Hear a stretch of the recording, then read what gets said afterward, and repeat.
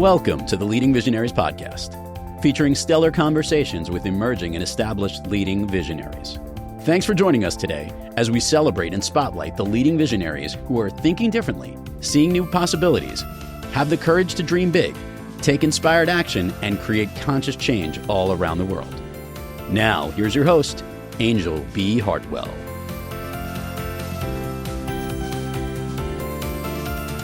Welcome to another episode of the Leading Visionaries podcast, where we celebrate the ingenious, insightful, innovative, and inspired leading visionaries of our time and provide our listeners with world-class examples of the kind of courage, clarity, and confidence it takes to bring visions into reality. This is your host, Anjel B. Hartwell, and today we welcome our very special guest, Shilpa Lewis. As the founder of Omni Mindfulness, Shilpa embodies the fusion of a spiritual sage and social marketing strategist. Serving as a podcast host, mindfulness coach, and consultant for spiritual solopreneurs, Shilpa brings decades of expertise to harmonize inner growth with business success. Specializing in a holistic approach, she seamlessly blends ancient wisdom with modern strategies. Shilpa guides solopreneurs on a transformative journey, unlocking their potential and navigating a mindful path to success. With a unique fusion of mindfulness and strategic marketing, she empowers others to cultivate purpose and elevate their business endeavors. Join Shilpa in the pursuit of holistic well-being and entrepreneurial excellence. Well, I'm excited to have you here today, Shilpa. Welcome to the show. I'm excited to be here. What an honor.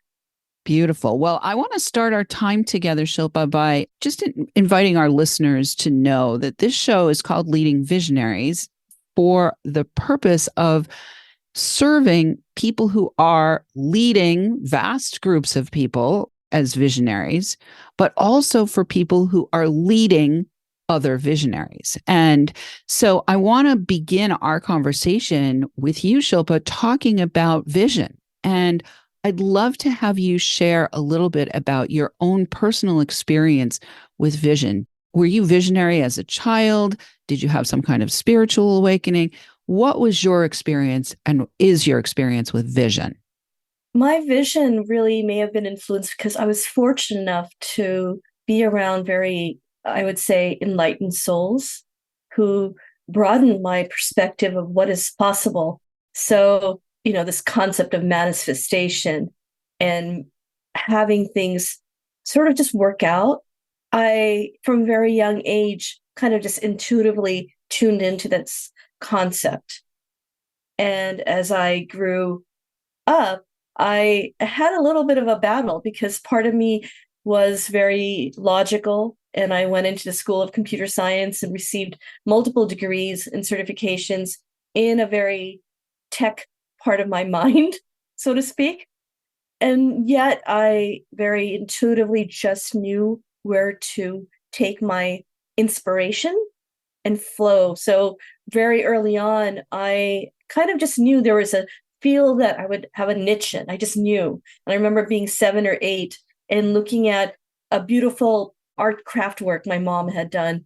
And I just made a statement, like at some point, I will combine the left and right brain. I will be a balanced soul and do something with this thing, and at 7 or 8, you don't know what that thing is.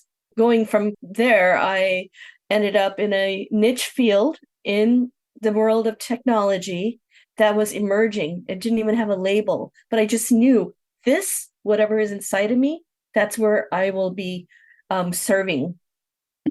Beautiful. So what I'm hearing there, and there's a lot of different names for how we connect in with our inner wisdom, our intuition. Some people have more clairvoyance, some people have clairsentience, some people have more clairaudience, which is like you hear. It sounds to me like yours is claircognizance, like your strongest one is claircognizance, which is also mine. I just know, like you just know, right? And so what I love about this also is that you have come to be a unifier between the left and right brain. I also spent 20 years in the real estate business and then had my spiritual awakening. And I've now come to understand that I'm also here to be a leading visionary on the planet that helps to bring both the left and right brain together, the technical and the spiritual together. So beautiful. So let's talk about leadership, Shilpa. What has been your experience with leadership in, either childhood or young adulthood or now in your own business? I, again, may have expressed this before we hit record, but I was influenced deeply by Paramahansa Yogananda. And the interesting story behind it is while I was influenced, the logical part of my mind always wanted to have proof. And so there was some level of resistance going on most of my life until I recognized that the qualities of leadership that I was seeking when I was in corporate were not always there. And I don't mean to sound negative. It's just that once in a while you'd see an incredible soul, but that incredible soul might be someone who's left and right brain themselves and not receiving the level of respect that they deserve. So I think that this kind of characteristic is something that we will see emerge in the future generations in leadership and hopefully in the corporate world. But while I was there, the qualities I would seek, I would rarely find. But one of those key ones was a soul that had the left and the right balanced. Yeah, beautiful. So what I am hearing there also is this idea of respect. So I'd love to have you go a little bit into, in your experience, why respect is so important for a leading visionary to either cultivate from the people that they're enrolling in their vision or from the people who are in their care, like why we need to be mindful and respectful of the people that are on their teams or in the stakeholders that are part of their sphere of influence, shall we say. Yes, when it comes to respect, it goes both ways. And I really believe that a good leader takes time to really tune in with your strengths and help you with areas where you can grow. And so that, to me, is respect being shown by the leader, and vice versa. Having people that are in your sphere of influence that are under your leadership, it would behoove both energies, so to speak, or energies, right? To respect that person and show them that, yes, I'm listening and I'm here to support you, because it can get lonely up in that role. Definitely. Talk a little bit about Yogananda and how you were influenced by Yogananda and how his influence may have caused you to be more interested in tuning in with leaders you could respect. Yes, the story is long, but I'll give you the synopsis of it. My parents were immigrants in the United States, and at that time in the 70s, it was probably more challenging than I can imagine. And having my mom and dad come from India, she could barely speak any English, and then add layers and layers of challenges that they were both experiencing. At that time, my mom made some deep prayers because she needed to get through some really heavy stuff. And her level of isolation was pretty high. I was probably only 2 or 3. So through serendipity, which is often how the best things happen in life, she came across someone who was studying Yogananda and gave her just enough information that piqued my mom's curiosity. And at the time, my dad, who came from a very, I would say, orthodox background of Hindu culture, was like, oh, no, we are devout, and you fill in the blank of Hindus. We can't deviate from this. However, over time, he became more receptive to this understanding. And then the understanding goes deeper than just any particular pillar of religion, because all of them carry some, I would say, commonality. And Yogananda was able to bring that commonality from the East to the West. And so it broadened my perspective, witnessing this from a very young age. And then I went through I would call it, what is that American expression where this child goes off and you think they're gone and they're not spiritual anymore? They're the prodigal child. I may have become one of those for a while. It wasn't that deeply, innately. I didn't believe in manifestation and the higher things, that more spiritual things are possible. However, I understood that I needed to find my way. And ultimately, I found my way back again. Beautiful. Beautiful. Well, there's a few things that you said there that I just want to highlight for our listeners. One is serendipity is when the best things happen.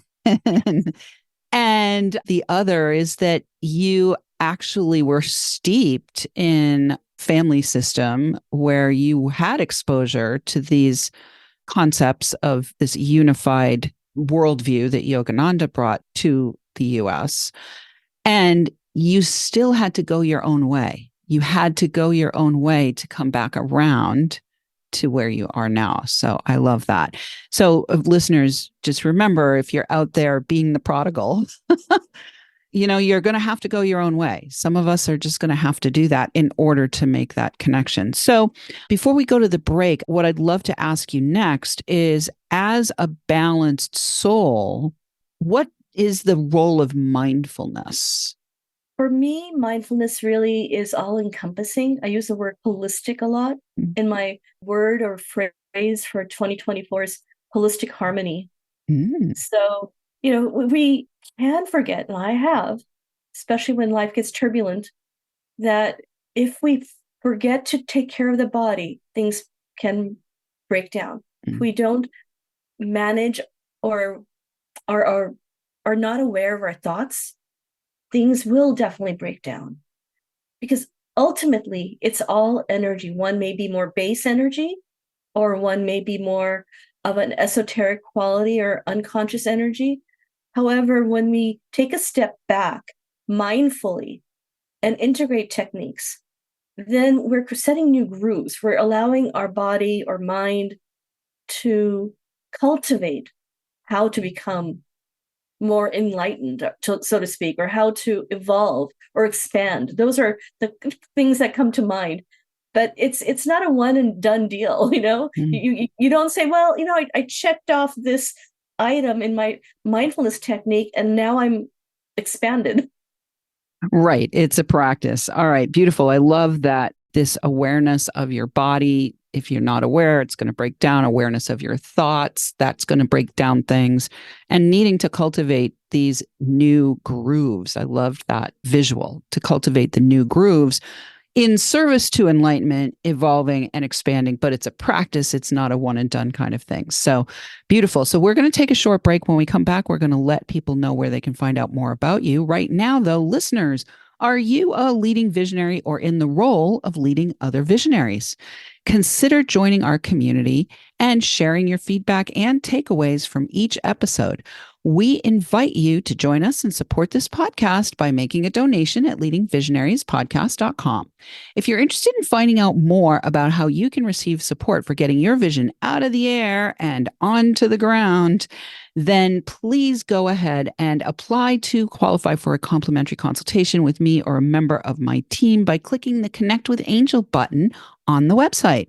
Be sure to share this show and your own spirals of influence with the people who you think might benefit from our content. I want to say a huge thank you to all of our listeners who are downloading, rating, and reviewing. Last time I checked, we're now downloading in 24 countries, and we are welcoming thousands of downloads from all over the world. I want to shout out this week to our listeners in, we'll go with Ireland, Spain, and the Bahamas. And we'll be right back with Shilpa Lewis. The Leading Visionaries podcast is brought to you by the Creative Age Consulting Group.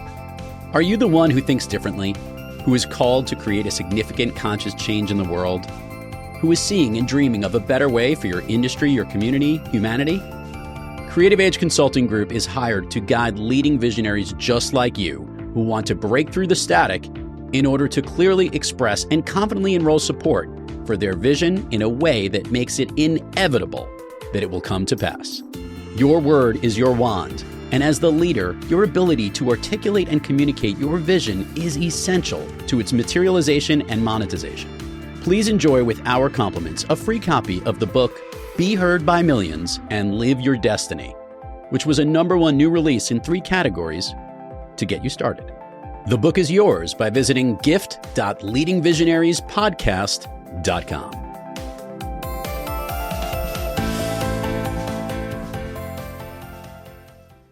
And we are back with Shilpa Lewis. You can find out more about Shilpa and her work at omnimindfulness.com.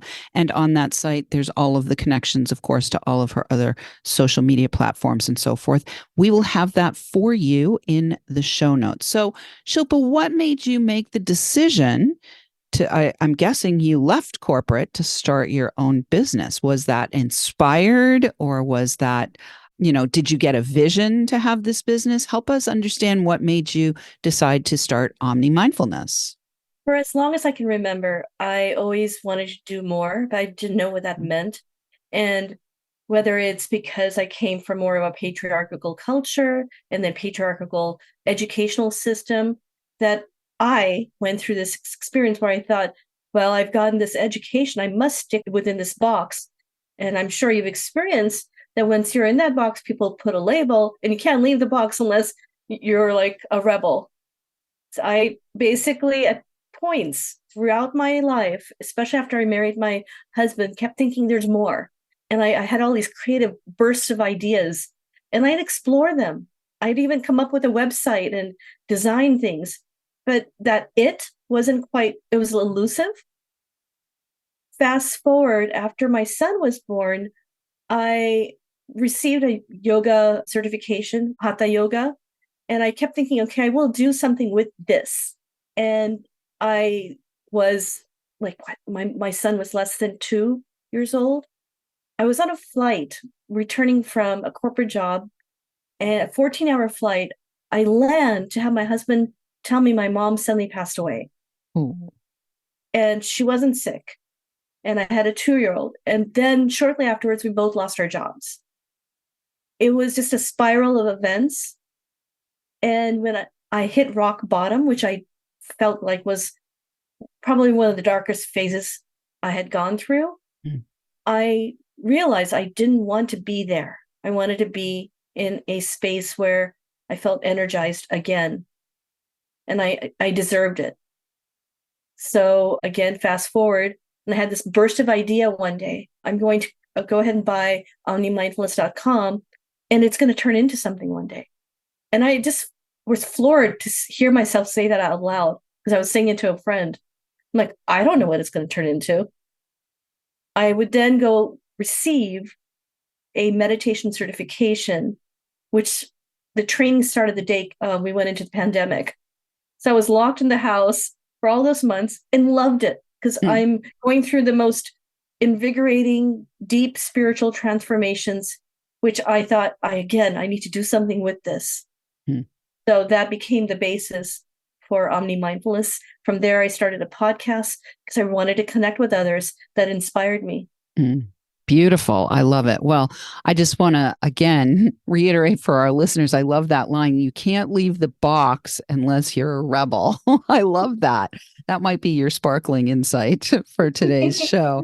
And I also love this idea of the burst in the mind. And I'm curious if you would be willing to share with us how you support your own clients to have more of these serendipities, to be more mindful, to be more open to not only receiving the bursts in the mind, but also taking action on those.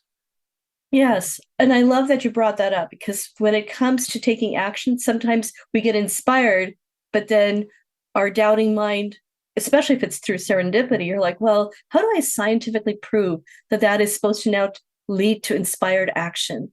And I believe that when you're tuned in, you start getting those moments of bursts and serendipity, and you start medically having things come into your flow, so to speak. And then the other part of my brain just kicks in. So when it's a client and I see them in that space of manifestation, I take what I believe is the required next action and I help them lay it out like a project manager would. But I try to get out of their way. It's their thing, setting their intention.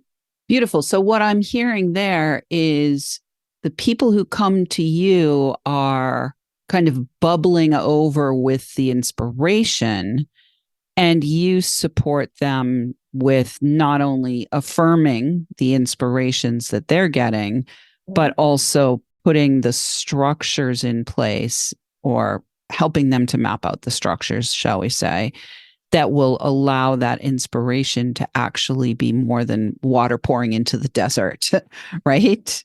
Yeah. And I'm very visual as well as, like you were talking about, cognitively more intuitive. Mm-hmm. So I combine that. If it's like a client where she has already written a book but needs to take it to the next level, I have this vision like, oh, this is that intuitive message, whether words or an image is needed. And I work with them to manifest that. Beautiful. So what I'm hearing there is it's like the 1 + 1 = 11, right? Mm-hmm. Their vision and your vision come together to manifest something powerful in the world.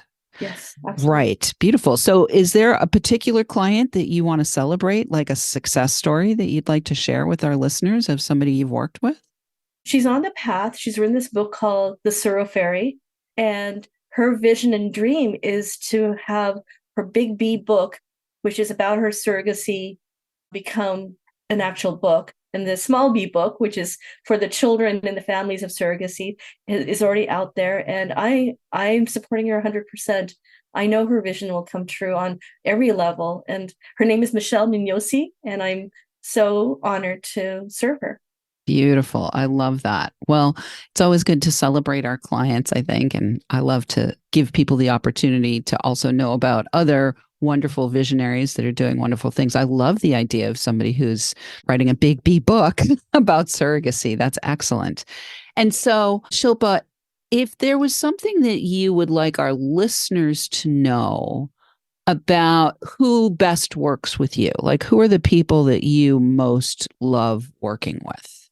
I describe my ideal avatar or customer as someone who is soulful, who is aware that it's a practice, is in tune with the concept of spirituality. So perhaps they are spiritual solopreneur, like myself. They are someone who's dreaming of it or in the path. And what I bring, and you mentioned that when you were introducing me, I consider myself like the spiritual sage meets the social media strategist. I bring the both because I practiced it in the corporate world and startups. And so I have that technology knowledge. And I also know how difficult it can be to navigate. But we can't do both without harmonious balance. And so I encourage meditation to everyone. I mean, that's why we're really here. That's our divine purpose. Yeah, beautiful. I love that. That is our divine purpose, to be here and be mindful. So, in the last couple of minutes that we have, Shilpa, what I'd love to have you do is share for our listeners if you have some, thoughts about how they can best cultivate more mindfulness as they bring their vision into reality, as they manifest their vision. Yes. Well, if you're new to the concept and you think, I need to maybe take a walk and look at the clouds more, something simple like that, I would tune into this notion of holisticness. And so really paying attention to where you are and what your body may need, starting to pay attention and bring greater awareness to your thoughts. And that's where meditation comes in. And taking small steps, but with grace, because it's an ongoing practice. And there's so many things, so many techniques one can practice. But I would say take mindful baby steps if you're new to this concept of mindfulness. Beautiful. I love it. All right. In the last few minutes that we have, what is your big vision right now for Omni Mindfulness? What do you have? What do you see coming forward for you and your business? I like to do what I felt was necessary when I worked in corporate. There was something missing, and I felt like I want to be the change. I will be the change and make that dent in the universe like Steve Jobs would talk about. And that change is a ripple effect that will impact not just our generation, but my son's generation, whose name is Omni. So I created Omni Mindfulness in honor of this beautiful soul I've been given to be his mother. And this ripple effect is, in my lifetime, want to see the corporations have an integrated program of mindfulness, and that leaders approach leadership from a more spiritual perspective. Beautiful. I love that. Well, if there's one last thing you'd like our listeners to know, either about you, about the people that you work with, about Omni Mindfulness, or about mindfulness in general, what would it be? I have developed a program called Sacred Space Self-Care, and I'm launching it in early spring next year, potentially end of January, but if not, springtime. And I would love for people to just look into it. I'm running a 12-day self-care challenge right now that you can find out more about on my Instagram. And you can learn about that through the site. So yeah, look into the Sacred Space program that I'm creating. I think it will help those who are just new to mindfulness, because I look at it from a holistic perspective. And again, my word for next year is holistic harmony. And the intention of this package or the service is to bring personal and professional balance in your life. Beautiful. All right. Well, thank you so much for joining us today, Shilpa. Listeners, we love feedback. Please let us know what you thought of today's episode by joining our community, sharing your takeaways, asking questions, or submitting guest suggestions. You can weave your visionary thread into our fabric by opting in on our website at leadingvisionariespodcast.com or by interacting with us on social. Look for the handle at Leading Visionaries Podcast across all the major platforms. Thanks so much for tuning in. Keep your eyes, ears, and hearts open. And remember, you are here to create conscious change. Thanks for tuning in, downloading, and listening. Be sure to rate and review Leading Visionaries on Apple Podcasts and share with other people you know who can benefit from today's episode. Leading Visionaries is the premier podcast series for informing, activating, and inspiring the leading visionaries who are called to create conscious change and know that now is the best time to welcome wealth and cultivate a web of collaborative support to bring their vision to life. We invite your feedback and guest suggestions and invite you to subscribe to our mailing list to be notified of new episodes at leadingvisionariespodcast.com.